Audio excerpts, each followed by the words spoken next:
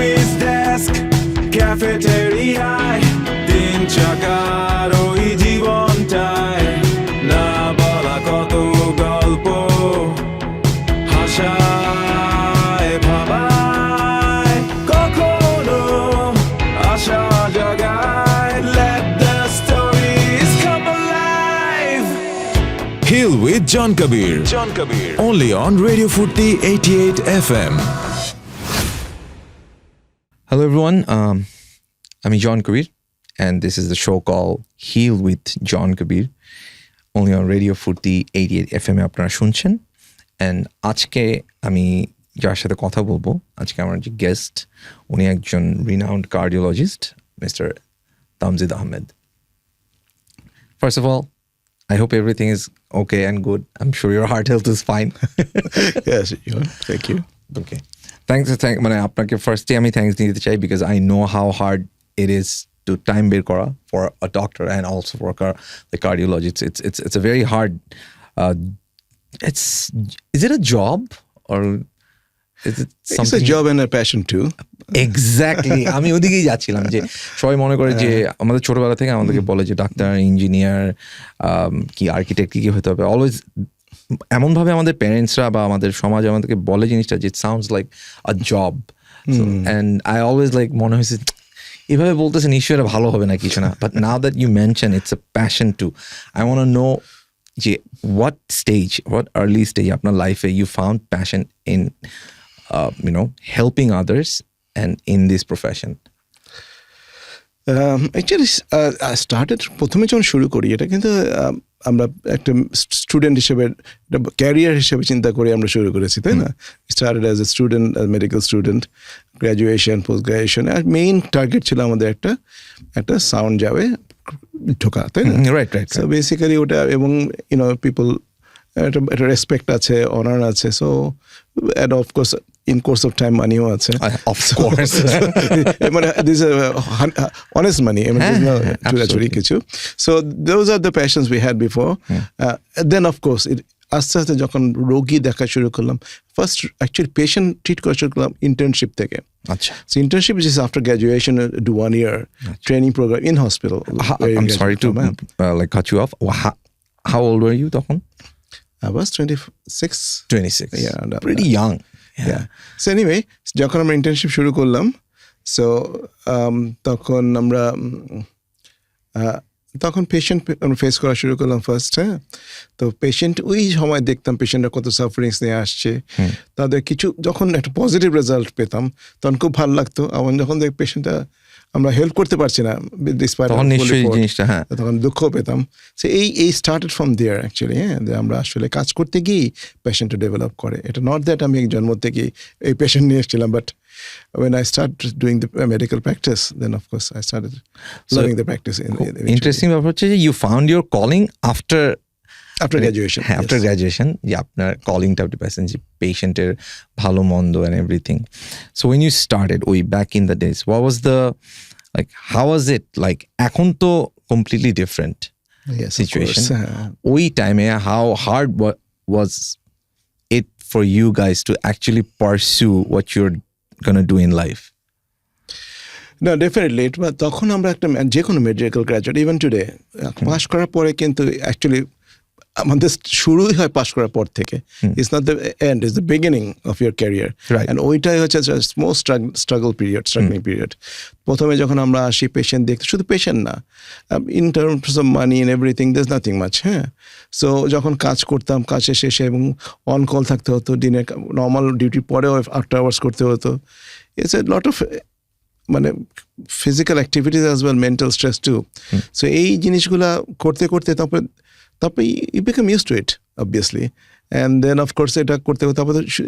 Graduation is not enough in medical science. You have to go for post-graduation, and clinical post-graduation is very hard. সেগুলো আমাদের ধরুন বিভিন্ন রকম আছে, দেশের আছে, বাইরের আছে। আমি অবশ্য বাইরে মুভ করে গিয়েছিলাম। তো বাইরে যেটাই হোক সেখানে গাইড টু স্ট্রাগল। হ্যাঁ, আমাদের ওখানকার দেশের পরিস্থিতিতে অ্যাডজাস্ট করে সেখান থেকে গ্র্যাজুয়েশন করা, মাস্টার পোস্ট গ্র্যাজুয়েশন করা, সেটাও একটা difficulties. Parallelly, you have to do job as well. So you work, study and work together. So দুইটাই আমাদের প্যারালাল চালাতে হয়েছে। সো স্টাডি যখন পেশেন্ট দেখতাম রোগী দেখতাম বা কোনো এমার্জেন্সি ডিল করতাম, ওখান থেকে কিন্তু আমরা অনেক কিছু শিখেছি। আমাদের শেখা কিন্তু প্র্যাকটিক্যাল এক্সপিরিয়েন্সটা কিন্তু ওয়ার্ক থেকেই, এবং প্যারালেল আমাদের থিওরি পড়তে হতো।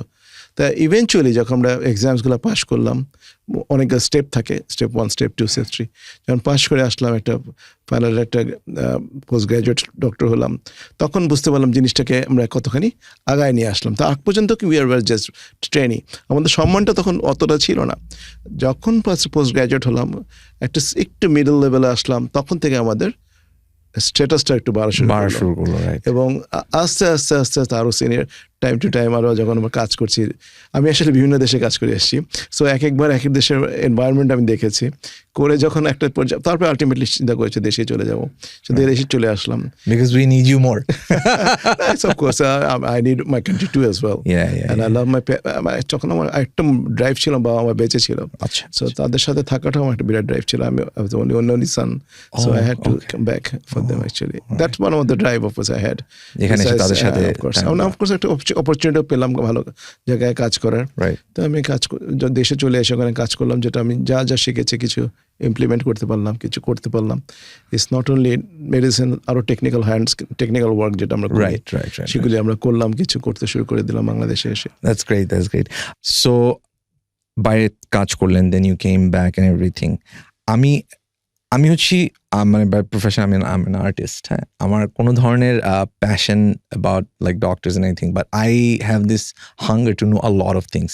আপনার ফার্স্ট অপারেশন, যেমন আমি যেমন ব্লাড দেখতে পাই না, কমপ্লিটলি পারি না জিনিসটা দেখতে, আপনার first operation, I want to know the whole experience that you had first when you did that.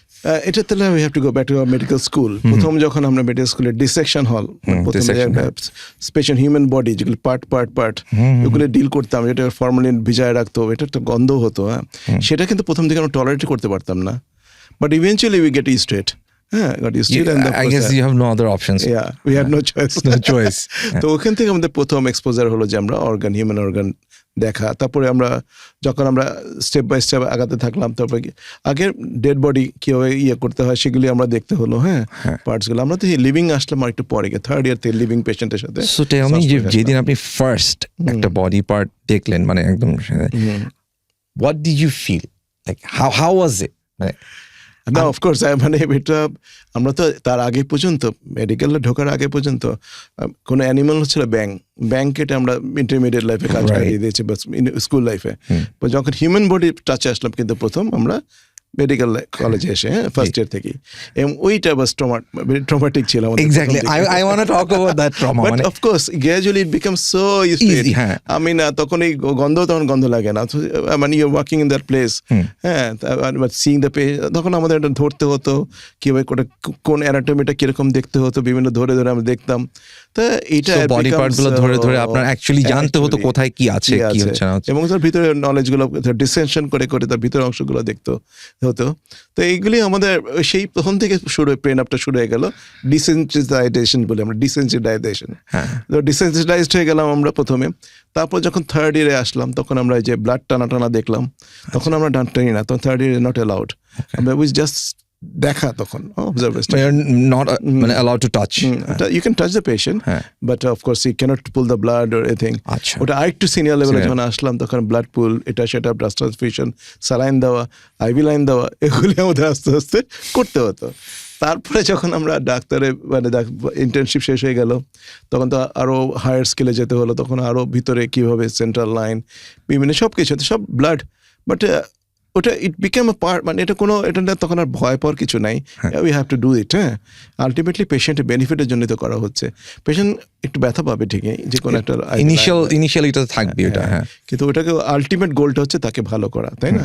সেটা ইনিশিয়াল ইনজেকশনে হোক, যাই হোক, এটা হচ্ছে সামান্য ব্যথা, তার বিনিময়ে যদি পেশেন্টটাকে আমি একটু ভালো করতে পারি, চেষ্টা করতে, সেই ড্রাইভটাও থাকবে। এবং তখন আমাদের তো সুপারভাইজড জব ছিল, ওগুলো আমরা যে ভুল করলে সেটা সিনিয়ররা ধরা দিত। হ্যাঁ, তো আমরা যখন আর একটু সিনিয়র হতে থাকলাম নিজে, তখন আমরা আমাদের জুনিয়রকে ধরানো শুরু করলাম, তোমরা এটা করো, বিভাগ করো, এটা করো।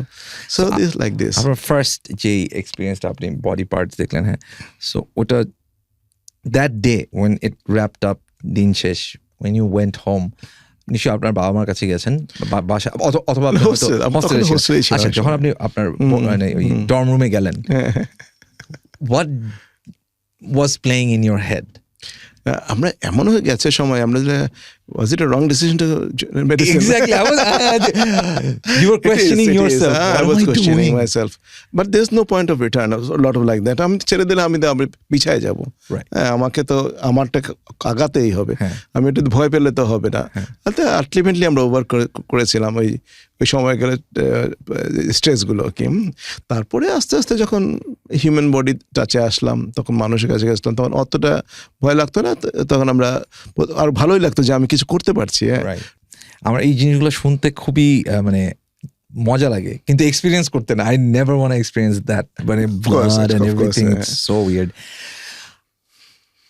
ডক্টর মানে আমার ফ্যামিলিতেও I've seen অনেক ডক্টর যে ফ্যামিলি লাইফে they had a lot of trouble balancing the work and the family. How did you do that?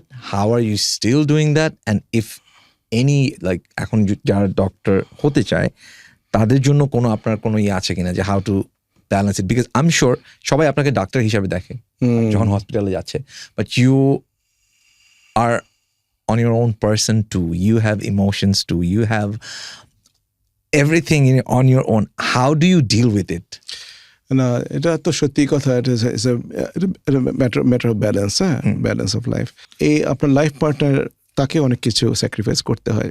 বিশেষ করে একজন ডাক্তারের সাথে বিয়ে হলে, সে যদি নন মেডিকেল হয় তার বেশি তাকে বুঝতে হবে সে কার সাথে বিয়ে করছে, এবং সেই তাকে অনেক, তার হাজব্যান্ডকে অনেক সময় দিতে হচ্ছে তার কাজে, পড়াশোনায়, সব কিছু মিলে।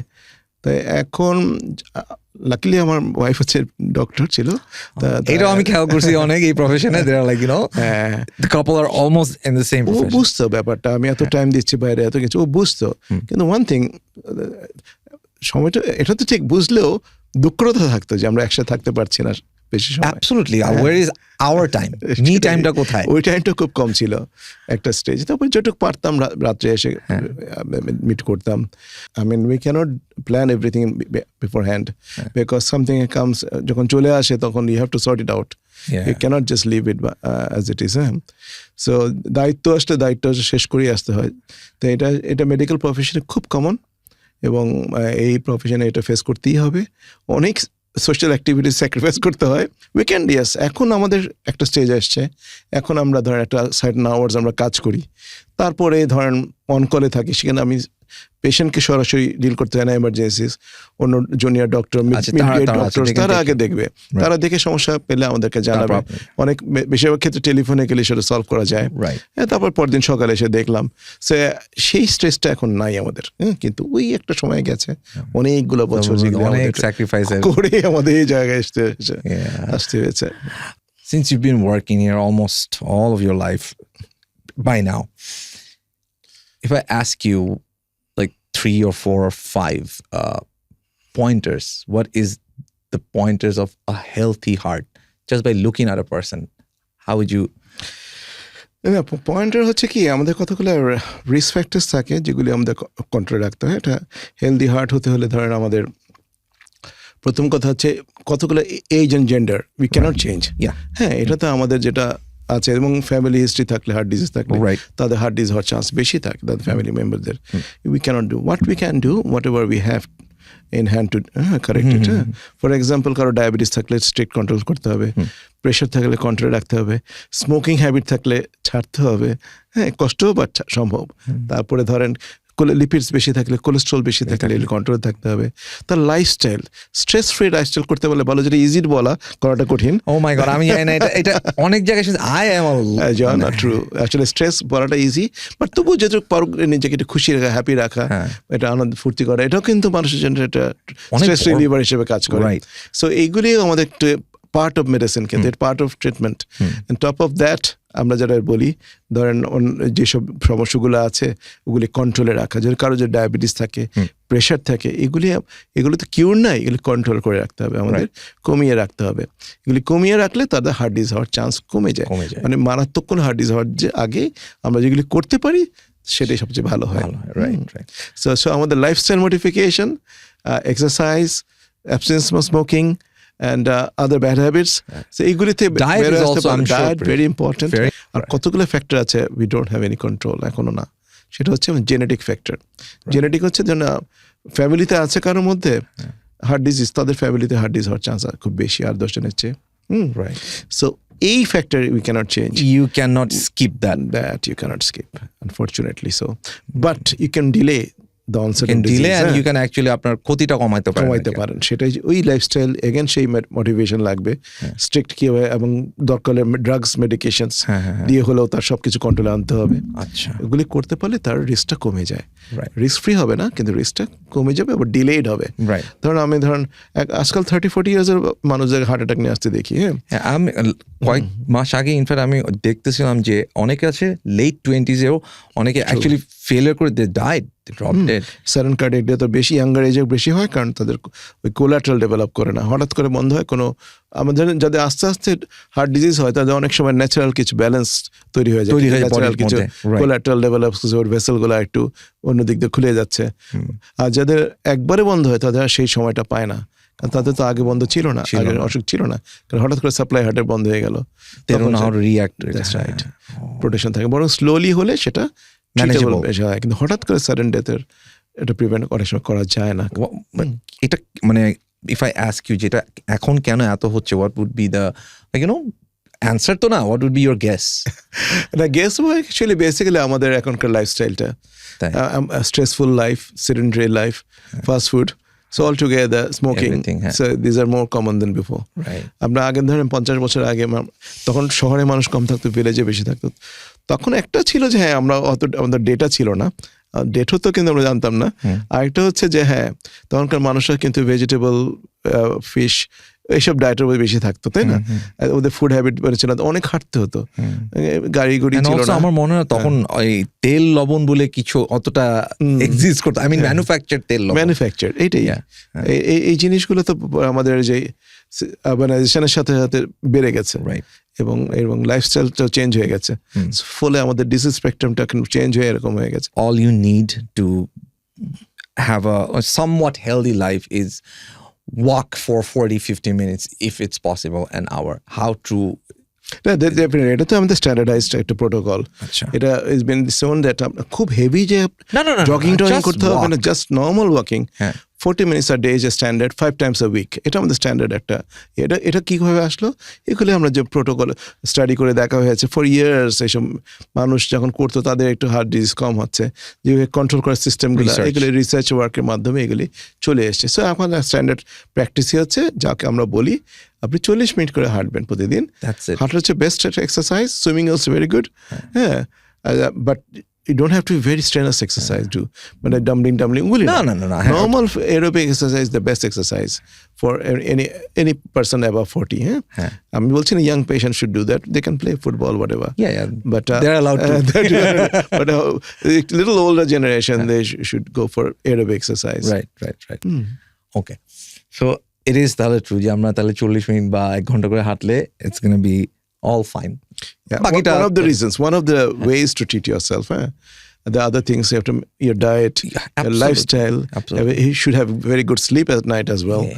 এটা কিন্তু ওটাও কিন্তু অ্যাভয়েড করা যাবে না, একদম না। So this is all part of your life. I'm sure you've dealt with deaths as a doctor. As a doctor, how do you deal with it? And as a human, how do you deal with it? Doctors are human too, so basically একটা emotional part তো চলেই আসে যখন কোনো death দেখি আমরা। তো but আমাদের এত কমন আমাদের প্রফেশনে, যেখানে আমাদের দেখতেই হয় এটা আমাদের। তো আমার মনে আছে আমি যখন তখন আমরা রেজিস্ট্রার মানে ট্রেনি ডক্টর ছিলাম, তখন আমি একটা পেশেন্ট, আমার পেশেন্ট ওয়াক ইন পেশেন্ট, বাইরে কাজ করছিলাম। হ্যাঁ, তখন পেশেন্ট আসলো আমার কাছে, এসে বলছে ডক্টর, বলতে হঠাৎ করে বল, মানে আমি ভালো আছে, বলছে doctor I am just having some headache. কেন, কি হচ্ছে? হেডেক। ঠিক আছে, প্রেশারটা দেখি। দেখতে দেখতে সে সাডেনলি চোখটা ঘুরে গেল তার। হ্যাঁ, তখন সে দেখে পড়ে যাচ্ছে, কোলাপস আমার সামনেই। US walk in patient, just কথা বলতেছিলাম নর্মালি, হঠাৎ করে সেটা চেঞ্জ হয়ে গেল। তখন আমাদের যেরকম ছিল, আমার কোড কোড ব্লু কল করলাম আমরা, কোড ব্লু বলে যা টিম চলে আসে এসে ইমার্জেন্সি, তাহলে আসলো সিপিআর মানে যেটা শুরু হয়ে গেল, তার অ্যারেস্ট হয়ে গেছে পেশেন্ট আমার সামনে। আমি আসলো আমার সাথে talking to me right now suddenly, এটাই এখন হয়তো তার ইন্টারস্টেবল ব্লিড বা কিছু একটা হয়েছিল, উই ডোন্ট নো, কারণ পোস্টমর্টেম তো হয়নি। তো আমরা অ্যারেস্ট করার পরে সিপিআর দিয়ে আমার চোখের সামনে কিছুক্ষণের মধ্যে পেশেন্টটা মানে মারা গেল।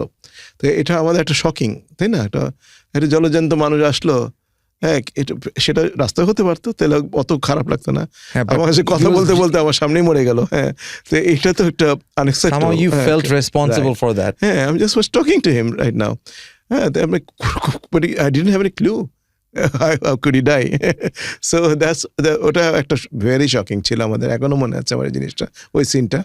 সাদা একটা ভদ্রলোক তো আমার কাছে এসে বলতে বলতে মরে গেল, আমার সামনে মরে গেল। হ্যাঁ, তো এরকম শক অনেক ছিল। আর একসব পেশেন্ট, ক্রিটিক্যাল পেশেন্ট, ডেসপারেটলি আমরা ট্রাই করছি, এখনও করি। যখন সবাই মিলে এটা, তখন এটা যেহেতু আমরা মাল্টি ডিসিপ্লিনারি এনভায়রনমেন্টে কাজ করি, আমরা ধরেন আমার সিস্টেম না হলে আরেকজনকে ডাকি, সবাই মিলে আমরা ট্রিট করার চেষ্টা করি, কেউ নিউরোলজিস্ট, কেউ রেসপিরেটরি। সো তো আমরা সবাই মিলে চেষ্টা করি। অনেক সময় দেখা সব কিছুই ফেল করে যাচ্ছে, মাল্টি অর্গান ফেল, আর কিছুই করার নাই। আমরা দেখছি সামনে patient is going to die soon. হ্যাঁ, when you know that he or she is not going to survive. Generally we can understand that আমরা কন্ডিশন যখন খারাপ থাকে আমাদের পারি না, তো আমরা তখন এই সময় পেশেন্ট বা ফ্যামিলি ডিল করাটা খুব কষ্ট লাগে আমাদের, কিন্তু করতে হয়। This is part of your job too. Yeah. So ওইগুলি আমাদের ফেস করতেই হয় জীবনে, এবং ultimately we have to do our best that we can do. Yeah. We cannot survive everyone, and then আমরা নিজেরাও বাঁচবো না, তাই না? So basically ওইটাই আমাদের লাইফের যে do whatever you can do. Yeah. You cannot be a god. Yeah, আপনি বলছেন we cannot be God.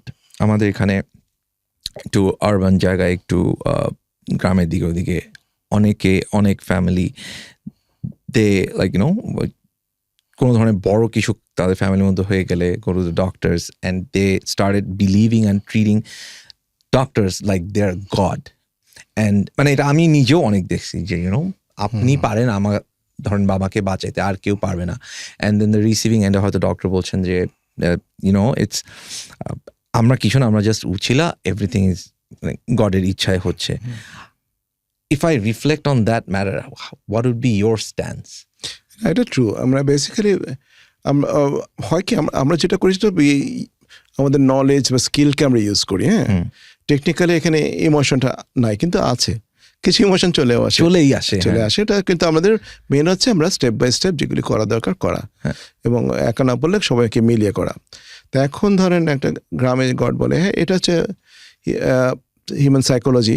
আপনি একজনের কাছ থেকে একটা অসুস্থ মানুষ যেন সুস্থ হয়ে যায়, এটা হয়তো আল্লাহর ইচ্ছাতেই হলো, কিন্তু অবশ্যই আল্লাহর ইচ্ছাতে হয়, এটা হয়তো না, অবশ্যই আল্লাহর ইচ্ছাতে হয়।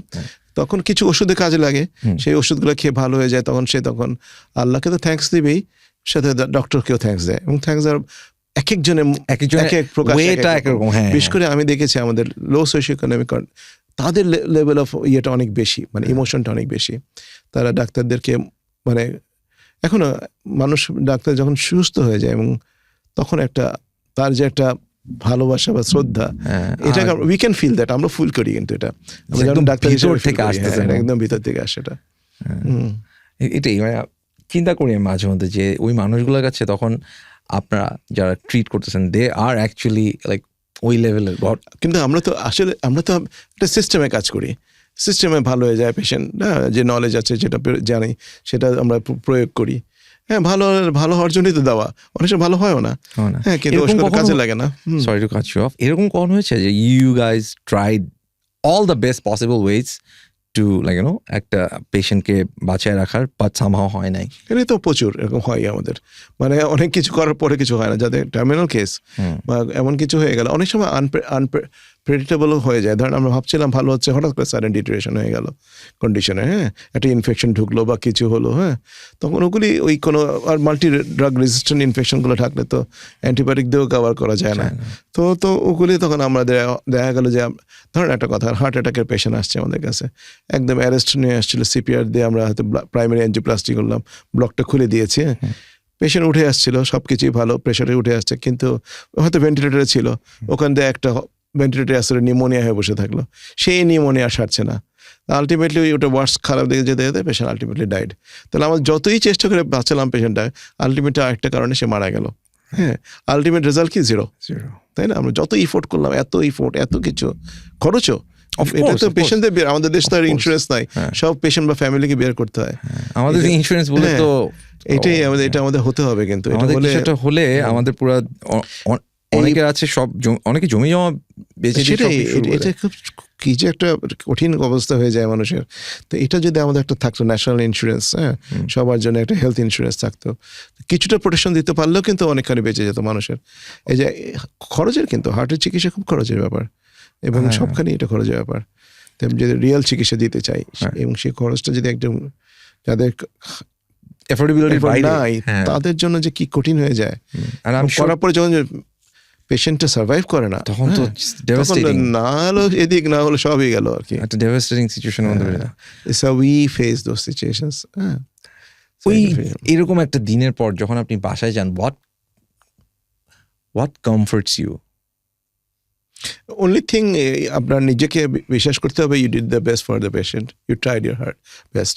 নিজে তুমি চেষ্টা করছিলাম কিনা ঠিক মতো, এটাই আমাদের কমফোর্ট। এছাড়া তো nothing we can comfort us, হ্যাঁ, যে আমরা we were honest to ourselves.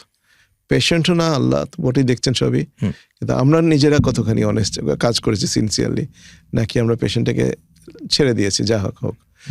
হ্যাঁ, একটা পর্যায়ে অনেক সময় ছেড়ে দিই আমরা, যখন জানি যে আমরা এফোর্ট দেওয়ার লাভ নাই, তখন আমরা কিছুটা ছেড়েও দিই, কারণ আপনার সামনে দেখতে পাচ্ছেন খামাখা একটা বাড়িয়ে লাভ কি, পেশেন্টের সাফারিংস, মানে ফ্ল্যাট লাইনার, সেটাই। ওটা তখন আমরা বলে দিই, যা তখন আমরা অনেক সময় পেশেন্ট পার্টিও ডু নট রিসাসিটেট সাইন করে যায়, যে হ্যাঁ না, দরকার নেই, আর কিছু করেন না। There are cases like that. We accept that, of course. We honored their decision. সব ফ্যামিলিতেই বলে যে একজন ডাক্তার থাকা ভালো। আপনার বাসায় কি এটা বলতো? বা আপনার বাসায় এখন তো ইউর কিং এখন, বাট এটা কি আপনার কখনো বলতো? বাসায় বলবো কি, আমার ছেলেরা কেউ ডাক্তারি পড়ে নাই। হ্যাঁ, they have seen us actually. কি হবে? Does that hurt you or no? I don't. That's his choice. Their choice actually. That's amazing. যেটা কেউ ভালো পছন্দ করে সেটা করলে আমরা খুশি। হ্যাঁ, তো ওটা কোনো অপশন ছিল না। ইভেন আমিও তো একটা সময় যখন স্টুডেন্ট ছিলাম, আমি তো চিন্তা করি না ডাক্তারি পড়বো। আমার বাবা যদি ডাক্তার ছিলেন, but so it's in the family. আমার বাবা ছিল বলে একটু কিছুটা এদিকে ছিল, কিন্তু ওটা কিন্তু মেন ক্রস না ডাক্তারি পড়ার। ডাক্তার থাকলে অ্যাটলিস্ট একটা সুবিধাও আছে তো, মানে ইটস নট অনলি দ্যাট সে যে ওই লাইনে বিরাট স্পেশালিস্ট হয়ে গেল, বড় কিছু হয়ে গেল, সে বুঝতে অ্যাটলিস্ট পারবে তার সমস্যাটা কি, রাইট জায়গায় নক করতে পারবে। হ্যাঁ, তো এই জিনিসগুলো হলে একটা ডক্টর হলে একটু বেশি ভালো হয়। বাট এটা ফোর্স করার কিছু নাই, যার মধ্যে ইচ্ছা আছে সে যাবে। But back in the days, in fact আমার মানে আমরা যখন ছোট ছিলাম তখন আমরা প্রায় শুনতাম যে, যেটা বললাম যে you have 3-4 choices, doctor, engineer, architect or some pilot. Pilot, হ্যাঁ, এগুলো শুনতাম। তো এগুলো ছোটবেলা থেকে শুনে এই এই কাজগুলোর প্রতি প্রচন্ড অনীহা জন্মে গেছে আমাদের। হ্যাঁ, না এটা হতে হবে, তাহলে বাকি কাজ করবে কারা? এক্স্যাক্টলি, ইঞ্জিনিয়ার সবাই আর্কিটেক্ট অথবা পাইলট হয়, তাহলে বাকি সার্ভিস গুলা কে প্রোভাইড করবে? সবাই যদি ডক্টর হয়ে যায় আমরা, তাহলে রোগী হবে কে? সবাই যদি ইঞ্জিনিয়ার হয়ে যায়, সবাই তাহলে অন্য কাজ করবে কে? সবাই যদি মিউজিশিয়ান হয়ে যায়, তাহলে গান শুনবে কে? সেটাই। Broom. Alright, what I really wanted to know এবার হচ্ছে সবচেয়ে হার্ড টপিক আমার জন্য, সে হচ্ছে I lost my dad 2019-এ হার্ট অ্যাটাকের। হার্ট অ্যাটাক হয় না আব্বুকে আমরা ভর্তি করেছিলাম, then we found some complications heart, and then doctor bolo che he was 75, so I guess pretty late, and he was a stubborn man. He never went to any doctor, he never checked himself out or something like that. So ওখান থেকে আব্বু কে bypass করানো হলো, and then তার আগে দেখা গেল যে আব্বুর কিডনিতে সমস্যা আছে। Obviously a stubborn man never took care of himself এভাবে। So it was very hard for me, 11-12 days of running around and finding cure, but in the end he perished. And যখন ডাক্তার আমাকে এসে বললো যে we tried our best and we couldn't do anything, the worst part was যে I am understanding, I get it, to let my family to convey the message that it was one of the hardest time of my life যে I get it যে হ্যাঁ সব ঠিক আছে, you know. আমারও দুঃখ আছে, আমার বাবা মারা গেছে, কিন্তু it somehow আমার একটা মিডিয়াম হইতেছে তখন. I couldn't express myself, so I had to be a medium to, you know, convey the message to my family. And I'm sure এরকম শুধু আমি না, there are a lot of families go through all this কি বলবো bad times and everything, situation and everything. And আপনিও বলছিলেন যে আপনাদের এরকম প্রচুর ডিল করতে হয়. What was one of the worst thing that you've dealt in your life? একটা সিঙ্গেল ইভেন্ট বলা যাবে না, এরকম অনেকে হয়. হ্যাঁ, I'm sure. সেটাই বেসিক্যালি.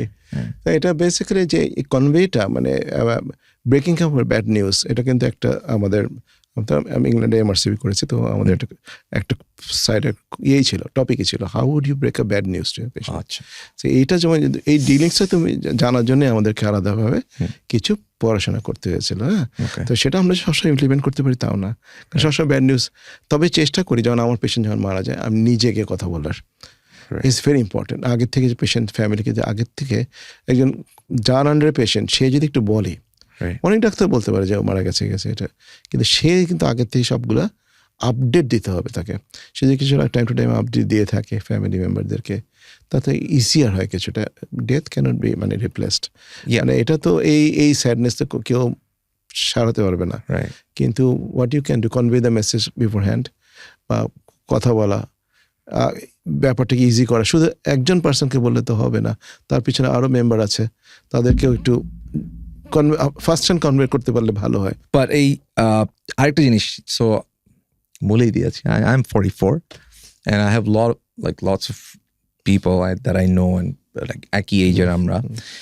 দুইটা জিনিস খুব কমন একটা মেডিসিন, সেটা হচ্ছে they have BP medicine most of them, and they have আমরা যেটা বলি গ্যাসের ওষুধ.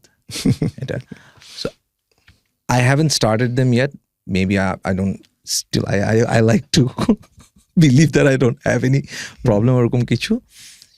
এই দুইটাই কেন আমাদের দেশে এত বেশি, স্পেশালি গ্যাসের ওষুধ? এটা হাড়ি কারি বাড়ি, আমরা গ্যাসের কথা বলি, তিনটা জিনিসে বেশি হয়. হাড়ি কারি বাড়ি মানে হাড়ি যাদের হয় তাদের অ্যাসিডিটি বেশি হয়. আচ্ছা, কারি আমরা যে কারি খাই অফকোর্স সেটার থেকে আমাদের হয়, ঝাল টাইল যত খাই. আর একটা হচ্ছে ওয়ারি, স্ট্রেস থেকে আমাদের অ্যাসিডিটি হয়. সে হাড়ি কারি ওয়ারি, এই তিনটা জিনিস থেকে আমরা যদি কমাতে পারি তাহলে আপনার গ্যাস কম হবে. এই তিনটাই আমাদের খুব কমন বাংলাদেশের মানুষের. হ্যাঁ, তো এই জন্য ওষুধ খেতে হয়. তা এখন ওষুধে খেতে হয়, তো ওষুধটা লাইফ লং খাওয়া ঠিক না, একদমই না. বিশেষ করে গ্যাসের ওষুধ আপনি শর্ট পিরিয়ডের জন্য খাবেন. আপনি যে কদিন বা ডক্টর বলবে 1 সপ্তাহ 2 সপ্তাহ হোয়াটএভার প্রেসক্রাইব, হ্যাঁ, লাইফ লং যদি কেউ, সেটার একটা সাইড এফেক্ট হয়. অফকোর্স ইটস মেডিসিন, তারপরে মেডিসিনও কাজ করবে না. হ্যাঁ, সো এটাই জিনিস হচ্ছে, আপনি দেখবেন অনেক সময় পেটে ইনফেকশন হয়, হেলিকোব্যাক্টার পাইলোরি বলি, ওটাকে ইরেডিকেট করতে অ্যান্টিবায়োটিক দেয়, তাহলে রিকারেন্ট অ্যাসিডিটিগুলো কমে যায়. আচ্ছা, ওটা আছে, ওটা অনেক সময় ব্লাড টেস্টও ধরা পড়ে, অনেক সময় এন্ডোস্কোপ করে ধরা পড়ে.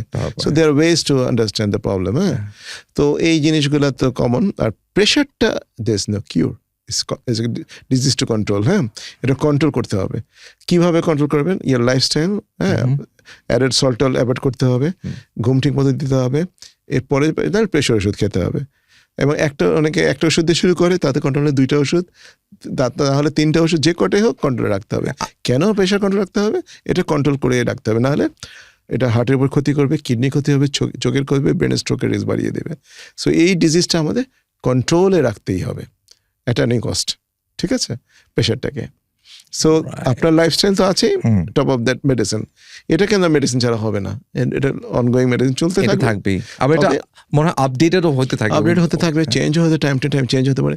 প্রেশার ওষুধ বন্ধ করা যায় না তা না, প্রেশার কম থাকলে কেন প্রেশার ওষুধ খাবেন? আচ্ছা, এটা কিন্তু অনেকে বলে, ইজ ইট আ মিথ যে প্রেশার ওষুধ কখনো বন্ধ করা যাবে না? না, ইটস নট এ মিথ. আপনার প্রেশার কম, আপনি কেন খাবেন? প্রেশার বেশি থাকলে খেতে হবে. প্রেশার এটা, হ্যাঁ, এটা কোনো কিউর নাই. ধরেন অ্যান্টিবায়োটিক জ্বর জারি হলো, 7 দিন অ্যান্টিবায়োটিক খেলে সেরে গেল, বাট এটা কিউর না, এটা কন্ট্রোল করে রাখতে হয়. এই জন্য প্রেশার প্রেশারটা ইনডিফিনিট পিরিয়ডের জন্য খেতে হয়, কিন্তু বন্ধ করা যাবে না, কন্ডিশন বুঝেই তো মানুষকে দিতে হবে। তার লাগবে কি লাগবে না তার উপরে। একসময় প্রেশার ওষুধ খেয়ে তার প্রেশার কন্ট্রোল হচ্ছিল, এখন প্রেশার ওষুধ ছাড়াই তার ভালো আছে, তাহলে অবভিয়াসলি তার বন্ধ করে দেখতে হবে অফ করে ভালো আছে কিনা। যখন কেউ বলে যে প্রেশার ওষুধ বন্ধ করা যাবে না, ট্রু। তবে জেনারেলি এটা ট্রু, কতটা ট্রু যেটা মেনটেন করতেই হয়। জেনারেলি প্রেশার আস্তে আস্তে বাড়তেই থাকে মানুষের, একটা জায়গায় 2টা লাগে, 2টা জায়গায় 3টা লাগে। সো এটা প্রোগ্রেসিভ ডিজিজ বেসিক্যালি। হ্যাঁ, but other way also true sometimes, যে হ্যাঁ প্রেশারটা হঠাৎ করে স্ট্রেস টেনশনে কিছু প্রেশার বেশি ছিল, কিছু প্রেশার ওষুধ দিলাম, তারপর দেখলাম যে প্রেশার নাই। বিশেষ করে প্রেগনেন্সি অ্যাসোসিয়েটেড হাইপার টেনশন বা কোনো স্পেশাল কন্ডিশনে যাতে প্রেশার বাড়ে, তখন কিছুদিন ওষুধ দেওয়া লাগে। তারপর যখন ওই কন্ডিশন থেকে বের হয়ে আসে, বাচ্চা হয়ে যায় বা ডেলিভারি হয়ে যায়, আস্তে আস্তে প্রেশার কমে আসে, তখন তার লাইফ লং প্রেশার লাগে না। কিন্তু এটা একটা ইন্ডিকেশন যার ফিউচারে গিয়ে তার প্রেশার ওষুধ লাগবে। একবার যারা হঠাৎ, এটাকে আমরা লেবাইল হাইপার টেনশন বলি, হঠাৎ করে বেড়েছে, কিছুদিন খেলাম, বন্ধ করে দিলাম, হয়তো ভালো হতো, কয়েক মাস আবার প্রেশার বাড়া শুরু করলো, তখন গিয়ে আবার ওষুধ দিতে হতে পারে। তখন স্টেবল হাইপার টেনশন না, তার পার্মানেন্ট হাইপার টেনশন হয়ে গেছে, তখন তার প্রেশার ওষুধ লাগবেই। So it all depends on year condition. Generally speaking এটা কন্টিনিউ করতেই হয় ওষুধ। So talking about hypertension, is it genetic? এটা বেসিক্যালি এটা বলা হয় এসেনশিয়াল। 95% হচ্ছে এসেনশিয়াল মানে কোনো কজ এখনো সায়েন্সে বাইর করতে পারে না। তাহলে আমরা সবাই হাইপারটেনশনের রোগী, let's just say that. Essential মানে প্রেশার বেশি পাইলে হাইপারটেনশন, তার আগে না। না, যদি একটা সিঙ্গেল রিডিং আমরা হাইপারটেনশন বলি না, পরপর 3 দিন যদি প্রেশার বেশি থাকে, তখন তাকে আমরা মনে হয় ড্রাগ ট্রিটমেন্ট লাগবে। প্রথম একটা সিঙ্গেল রিডিং আমি প্রেশার ওষুধ দিয়ে দিব, পরের দিন প্রেশার ড্রপ করে যাবে তা না। আপনি মনিটর করে 2-3 দিন দেখে প্রেশার বেশি থাকছে, খুব বেশি হলে শুরু করে দিতে হয়। একজন কোনোদিন ছিল না প্রেশার, হঠাৎ করে 160-100, তখন ওষুধ দিয়ে দিই আমরা। কিন্তু 140, 80, 90 wait, you can wait two couple of days, see আপনার ট্রেন্ডটা কি হয়, তারপরে if you have to start medicine, you can start medicine. এটা হচ্ছে প্রেশারের ব্যাপারটা। So it's an essential mostly. Some 5% conditions কিডনির থেকে হতে পারে, হরমোন অ্যাড্রেনাল গ্ল্যান্ডের সমস্যার জন্য হতে পারে, নানা রকম ফিউকোস আর পিটুইটারি গ্ল্যান্ডের সমস্যার জন্য হতে পারে।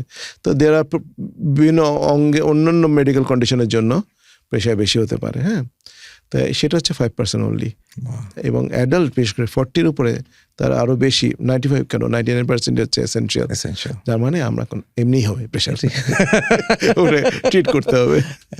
থ্যাংক ইউ আপনাকে, অনেক টাইম দিয়েছেন আমাদেরকে আপনার ব্যস্ত সময়ের মধ্যে। Thank you very much, my pleasure. I had fun talking to you. আমি অনেক কিছু জানতে পারলাম। I am pretty much sure আমার প্রেশার ইস্যুস আছে। না, অফ কোর্স এটা তো আমরা মানুষ, তো আমরা সবার উপরে, তাই না? আমরা we have our emotions, we have our কখন কোনটা কিভাবে রিঅ্যাক্ট করে বডিতে, সেটাই we don't know. যতটা হেলদি থাকা যায়, তাই না? চেষ্টা করি। Thank you very much. Welcome. Thank you. So that was Heal with Jon Kabir. Thank you everyone for listening.